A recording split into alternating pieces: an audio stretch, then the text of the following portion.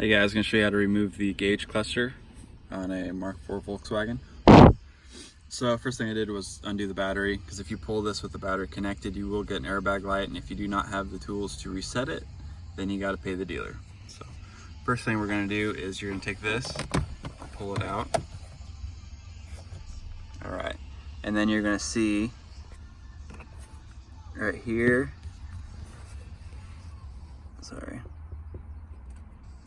and then right there, those torques. All right, so we're gonna be using a T20.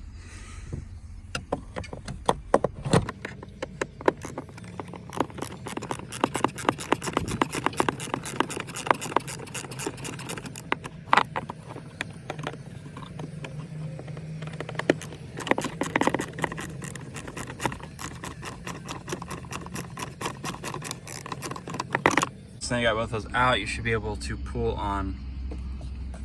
There we go, see? So, all right, then you have a clip that looks like this. And then I'm just gonna use my knife. Side panel off right here. All right, so you pull that up, just like this.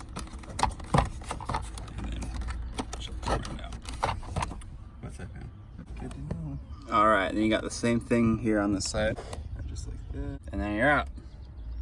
Bam.